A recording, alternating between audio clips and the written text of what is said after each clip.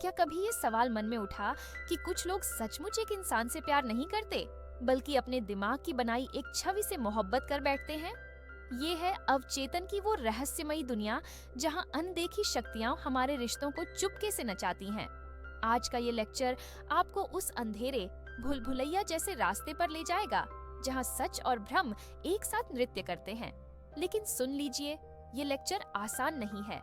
ये थोड़ा जटिल है, गहरे समंदर जैसा, जिसमें डुबकी लगाने के लिए आपको ध्यान से सुनना होगा, शायद आंखें बंद करके, ख्यालों में खोकर, क्योंकि ये विचार हैं एक महान दार्शनिक कार्ल युंग के, जिनकी गहराई को कम लोग ही छू पाते हैं।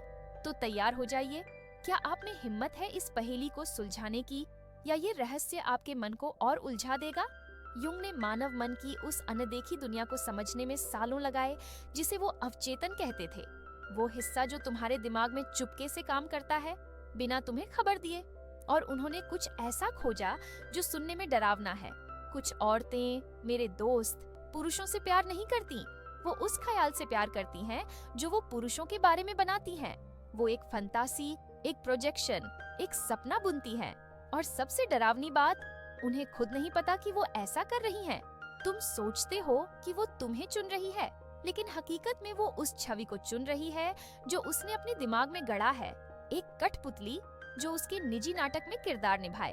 और जब तुम उस स्क्रिप्ट से भटकते हो, तो वो कहानी नहीं बदलती, वो एक्टर बदल देती है। युंग ने इसे एनिमस कहा, हर औरत के भीतर का वो मर्दाना छवि जो उसके अवचेतन में बसती है। अगर ये एनिमस अपरिपक्व है, अनियंत्रित है, तो ये एक तानाशाह बन जाता है। ये वो छुपा हुआ बल है जो औरतों को खतरनाक मर्दों की ओर खींचता है और नेक पुरुषों को ठुकराने पर मजबूर करता है। ये उन्हें बिना वजह बहस करने, बिना बुद्धिमानी के हावी होने और बिना जवाबदेही के नैतिकता का ढोंग करने को उकसाता है। युंग ने इसे कोई मुलायम शब्दों में नहीं लपेटा। उन्होंने इसे एक रूहानी आघात कहा, एक ऐसी अवस्था जिसमें औरत को खुद नहीं पता कि वो अपनी चेतना से नहीं, बल्कि अपने भीतर की मर्दाना फंतासी के चंगुल में काम कर रही है। और तुम, मेरे भाइयों, तुम इस जाल में फंस जाते हो। क्यों? क्योंकि किसी ने तुम्हें सिखाया ही नहीं कि इसे कैसे पहचानना है। तुम चाहत को समझे जाने से भ्रमित करते हो। तुम चुने जाने को समझा जाने से गलत फहमी में पड़ जाते हो। तुम उसकी बातों पर यकीन कर लेते हो जब वो कहती है कि तुम अलग हो, जबकि हकीकत में तुम बस उस किरदार की ताजा कास्टिंग हो जिसे वो बचपन से रिहर्सल कर रही है। और जब वो फंतासी टूटती है, जब नकाब हटता है, तुम भटक जाते हो, धोखा खाए हुए, अपमानित, ये सोचते हुए कि तुमने क्या गलत किया। लेकिन सुनो, तुमने कुछ गलत नहीं किया, तुम बस उसके नाटक में एक विश्वसनीय एक्टर बनना बंद कर दिए। युंग ने चेतावनी दी थी कि इस मनोवैज्ञानिक थिएटर से निकलने का एकमात्र रास्ता है इंडिविजुएशन। वो लंबी, कठिन यात्रा जिसमें तुम अपने भीतर की सच्चाई को खोजते हो, अपने आप को पूरा करते हो। और ये सच कड़वा है, ज्यादातर मर्द इस सफर को शुरू भी नहीं करते। तुम्हें सिखाया गया है कि औरतों की तारीफ, उनकी स्वीकृति, उनकी नजरों में अपनी कीमत तलाशो। और जब तक तुम ऐसा करते रहोगे, तुम बार बार वही किरदार निभाते रहोगे, हर बार तब्दील किए जाओगे जब दर्शक ऊब जाएंगे। इंडिविजुएशन कोई चमक दमक वाला रास्ता नहीं है, ये क्रूर है। ये तुमसे मांग करता है कि तुम अपने उन हिस्सों का सामना करो जिन्हें तुमने दफन कर रखा है। तुम्हारी कमजोरियां, तुम्हारी असुरक्षाएं, तुम्हारा टूटा हुआ स। ये मांग करता है कि तुम औरतों को दोष देना बंद करो कि उन्होंने तुम्हें नहीं देखा, और खुद को देखना शुरू करो। क्योंकि युंग ने जो समझा, वो ज्यादातर मर्द कभी नहीं समझेंगे। तुम मर्द नहीं बनते किसी के चुनने से, तुम मर्द बनते हो खुद को चुनने से। तुम अपनी कीमत उसकी मोहब्बत से नहीं कमाते, तुम उसे अकेले खड़े होकर कमाते हो, पूरी तरह जागृत, पूरी तरह जिम्मेदार, पूरी तरह जीवंत। जो मर्द अपने अवचेतन का सामना कर लेता है, उसे प्रोजेक्शन की चाल में नहीं फंसाया जा सकता। वो अब किसी और की फंतासी का कठपुतली नहीं रहता, वो अपनी हकीकत का रचयिता बन जाता है। युंग ने कहा था कि आधुनिक मर्दों की सबसे बड़ी त्रासदी ये नहीं कि उन्हें ठुकराया जाता है, बल्कि ये कि वो खुद को उस आकार में ढालने को तैयार रहते हैं जो उन्हें स्वीकार्य बनाए। तुम इसे समझौता कहते हो, तुम इसे साझेदारी कहते हो, तुम इसे प्यार कहते हो, लेकिन युंग ने इसे एक अलग नाम दिया, खुद से गद्दारी। उन्होंने चेताया कि जो मर्द अपने मनोवैज्ञानिक विकास को नजरअंदाज करते हैं, वो औरतों के प्रोजेक्शन के गुलाम बन जाते हैं। वो गीली मिट्टी की तरह ढलते हैं, उस आकार में जो औरतें मांगती हैं। औरतें जो शायद अपनी सच्ची इच्छाओं को भी नहीं जानती।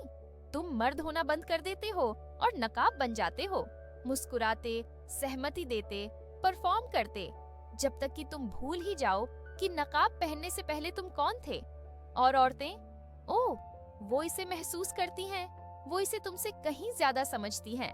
जिस चीज को तुम सोचते हो कि वो तुम्हें प्यार देगी, तुम्हारी आज्ञाकारिता, तुम्हारी उपलब्धता, तुम्हारी भविष्यवाणी करने योग्य हरकतें, वही वो कारण बन जाता है जिससे वो तुम्हारी ओर आकर्षण खो देती है। क्यों? क्योंकि युंग ने सिखाया कि औरत का स्वाभाविक आकर्षण आराम की ओर नहीं, रहस्य की ओर, जोखिम की ओर, उस मर्द की ओर होता है जिसे वो पूरी तरह परिभाषित या नियंत्रित नहीं कर सकती। जिस पल तुम खुद को पूरी तरह खुला छोड़ देते हो, बिना सीमाओं के, बिना रीढ़ की हड्डी के, तुम ज्यादा प्यारे नहीं बनते, तुम अदृश्य हो जाते हो, नाकारा, बदले जाने योग्य। और फिर आता है वो विरोधाभास जो ज्यादातर मर्दों को गुलाम बनाए रखता है। तुम अकेले रहने से ज्यादा डरते हो, बनावटी होने से नहीं। तुम खुद को खोना पसंद करते हो, उसे खोने की बजाय। तुम उस किरदार में जीना पसंद करते हो, बजाय उस डर का सामना करने के जो बिना तालियों के खड़े होने में है। लेकिन युंग ने सिखाया कि जब तक एक मर्द उस एकांत को गले नहीं लगाता, वो कभी आजाद नहीं होगा। उन्होंने लिखा कि इंडिविजुएशन कमजोर दिल वालों का रास्ता नहीं है, क्योंकि ये तुमसे मांग करता है कि तुम मरो इससे पहले कि तुम सचमुच मरो। तुम्हें अपने झूठे स्वरूपों को जलाने देना होगा ताकि कुछ असली उभर सके। लेकिन मैं तुमसे कुछ कहना चाहती हूँ जो कोई जोर जोर से नहीं कहता। इंडिविजुएशन अकेला है, भयानक रूप से अकेला, क्योंकि जैसे ही तुम इस रास्ते पर चलते हो, तुम चीजें देखने लगते हो जिन्हें तुम अनदेखा नहीं कर सकते।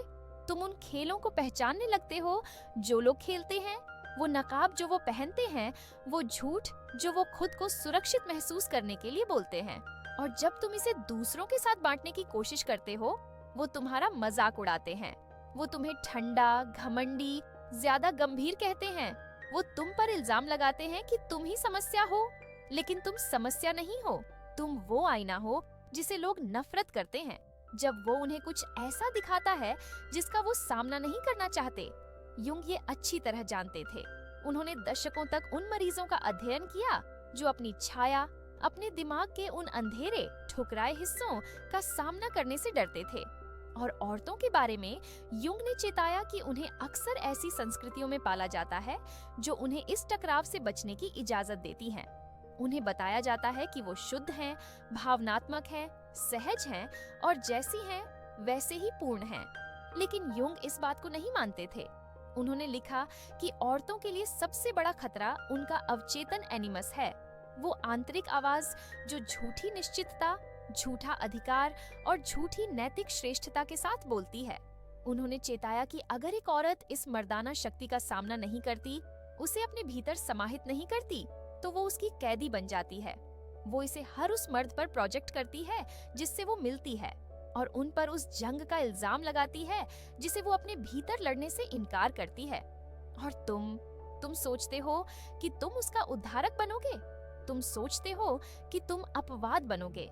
तुम सोचते हो कि अगर तुम उसे जोर शोर से प्यार करोगे, खुद को बार बार साबित करोगे, उसकी स्क्रिप्ट को बखूबी निभाओगे, तो वो आखिरकार तुम्हें तुम्हारे लिए चुनेगी। लेकिन प्रोजेक्शन ऐसा काम नहीं करता। युंग ने सिखाया कि प्रोजेक्शन एक चोर है। ये हकीकत को चुरा लेता है और उसकी जगह भ्रम रख देता है। और जब तक मर्द और औरतें दोनों इस भ्रम से नहीं जागते, वो बार बार वही त्रासदी दोहराने को अभिशप्त हैं, एक दूसरे को दोष देते हुए, ये कभी न समझते हुए कि वो दोनों छायाओं के साथ नाच रहे हैं। अगर आपको मेरे रिसर्चेस पसंद आ रहे तो कमेंट में 7 लिखो, नहीं तो 5 लिखो। और यहाँ आता है सबसे विडंबनापूर्ण मोड़। वो औरत जो कभी तुम्हें अपना हीरो मानती थी, एक दिन तुम्हें उसका दुश्मन समझेगी। नहीं क्योंकि तुम बदल गए, बल्कि इसलिए क्योंकि तुम उस फंतासी को पूरा करने में नाकाम रहे जो उसने तुम पर थोपा था, और उसे ये भी नहीं पता कि वो ऐसा कर रही है। युंग ने इसे मनोवैज्ञानिक विश्वासघात कहा, जो तब होता है जब कोई भी पक्ष अपने भीतर की दुनिया की जिम्मेदारी नहीं लेता, तुमने उससे झूठ नहीं बोला, तुमने उसे धोखा नहीं दिया, तुम बस उस अदृश्य किरदार को निराश कर गए जिसे उसने अपने अवचेतन में गढ़ा था। तुम कभी वो थे ही नहीं, और इसलिए वो तुमसे नाराज है। तुम्हारी खामियों की वजह से नहीं, बल्कि इसलिए क्योंकि तुम उस मिथक को जी नहीं पाए जिसके बारे में उसने तुम्हें कभी बताया भी नहीं। आगे बढ़ने से पहले आप सबके लिए जरूरी सूचना, मैंने एक नया YouTube चैनल बनाया है, लेकिन ये कोई आम चैनल नहीं है। ये खास है उनके लिए जो हाई लेवल की साइकोलॉजी और NLP टेक्निक्स को गहराई से समझना चाहते हैं। मैं वहाँ खुलकर बात करूंगी, ऐसी हाई लेवल की चीजें शेयर करूंगी जो हर किसी के बस की नहीं। तो अगर तुम्हें लगता है कि तुम में वो गंभीरता है, वो जुनून है, तो ही नीचे डिस्क्रिप्शन में दिए लिंक पे जाकर चैनल सब्सक्राइब करो।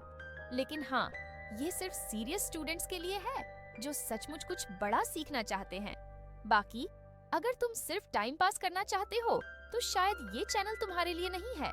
चुनना तुम्हारे ऊपर है। युंग ने एक बार कहा था, लोग कुछ भी करेंगे, चाहे वो कितना भी बेतुका हो, बस अपनी रूह का सामना करने से बचने के लिए। और ये बात रोमांटिक रिश्तों में कहीं ज्यादा सही साबित होती है। मर्द और औरतें दोनों इसमें पूर्ण व्यक्तियों की तरह नहीं उतरते।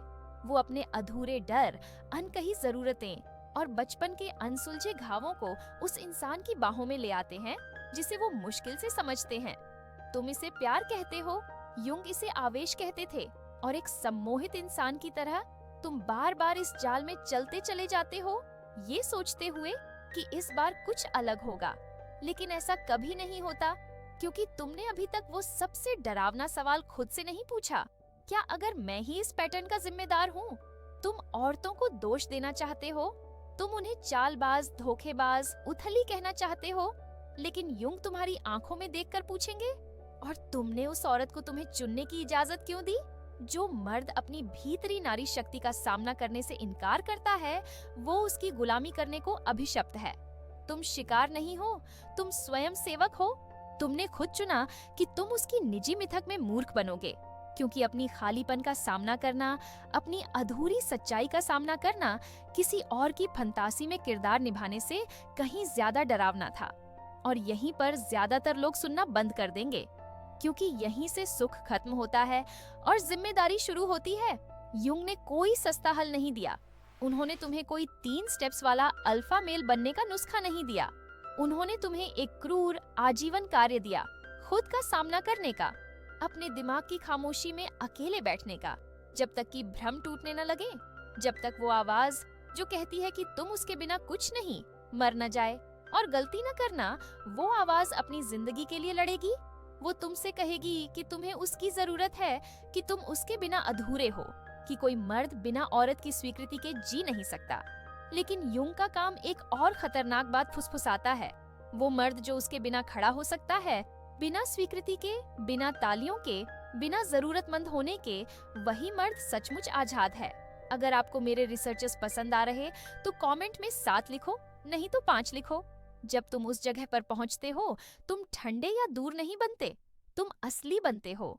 तुम जड़ों से जुड़ जाते हो, पूरी तरह अपने आप में जीवंत। और यही वो विरोधाभास है, जब तुम्हें उनकी जरूरत नहीं रहती, तब औरतें तुम्हारी ओर सबसे ज्यादा खींची चली आती हैं।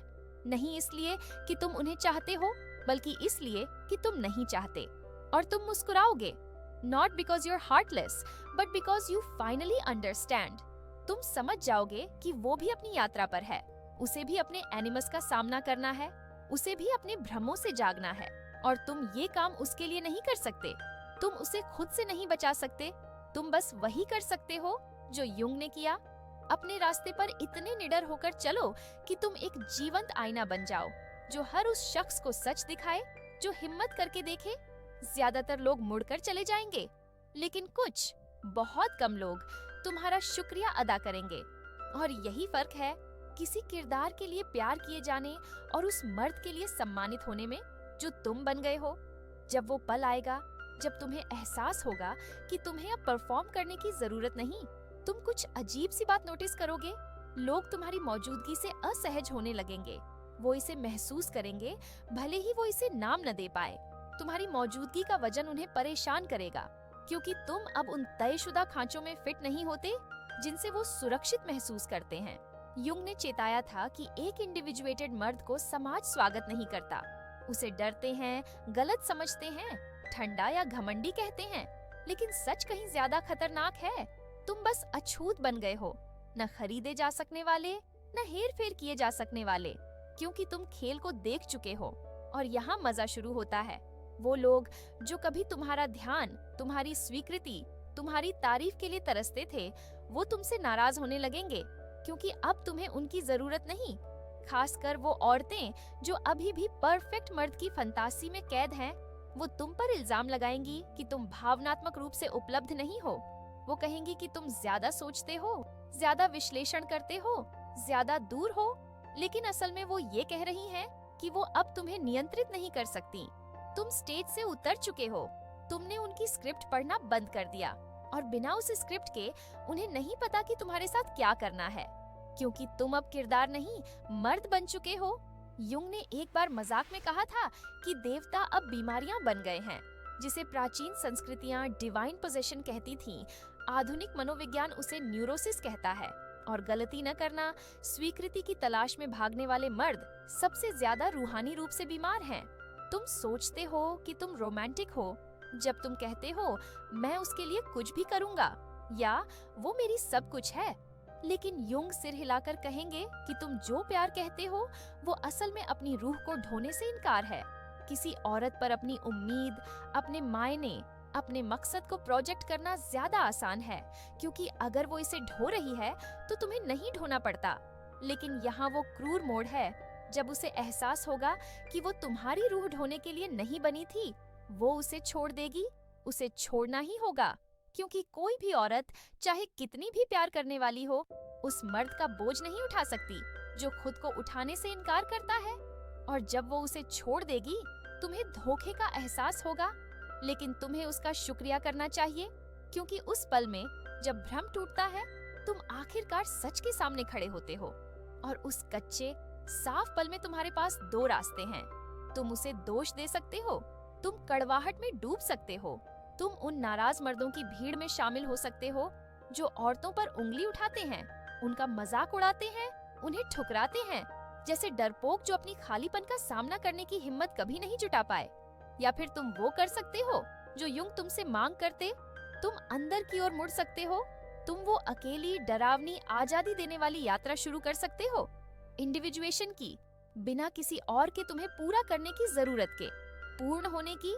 क्योंकि सच तो ये है, वो औरत जिसे तुम बाहर तलाश रहे हो, वो तुम्हारे उस हिस्से की परछाई है जिसे तुमने छोड़ दिया है।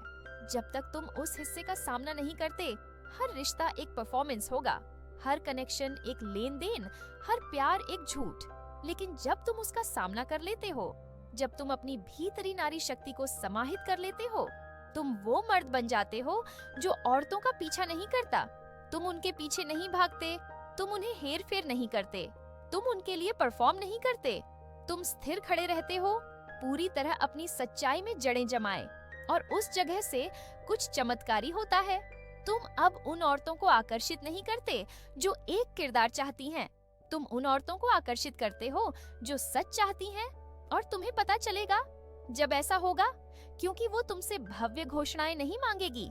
वो तुम्हें अपने पहेली के गायब टुकड़े की तरह नहीं देखेगी। वो तुम्हें पूर्णता की भाषा से बहकाएगी नहीं, क्योंकि वो खुद को पूरा करने की तलाश में नहीं है। वो बचाए जाने की तलाश में नहीं है। उसने अपना काम किया है, उसने अपनी छाया का सामना किया है, उसने अपने एनिमस को टक्कर दी है, उसने अपने भ्रमों को जला दिया है। और इसलिए उसे तुम्हें परफॉर्म करने की जरूरत नहीं पड़ेगी। उसे तुम्हें अपनी रूह ढोने की जरूरत नहीं होगी। वो वहाँ खड़ी होगी, खुद को संभाले, तुम्हारी आंखों में आंखें डालकर, न कि एक मर्द को जिसे वो ढालना चाहती है, बल्कि एक मर्द को जिससे वो आखिरकार मिलने को तैयार है। और उस मुलाकात में कोई बेताबी नहीं होगी, कोई चिपकना नहीं होगा, कोई परफॉर्मेंस नहीं होगी, सिर्फ सच होगा। और युंग ने सिखाया कि ये सच सबसे दुर्लभ और सबसे खतरनाक तरह का प्यार है। वो प्यार जो कुछ मांगता नहीं, लेकिन सब कुछ देता है, क्योंकि ये जरूरत से नहीं जन्मता, ये आजादी से जन्मता है। चुनने की आजादी, चले जाने की आजादी, बिना भ्रमों, बिना नकाबों, बिना डर के साथ खड़े होने की आजादी। अगर आपको मेरे रिसर्चेस पसंद आ रहे तो कमेंट में 7 लिखो, नहीं तो 5 लिखो।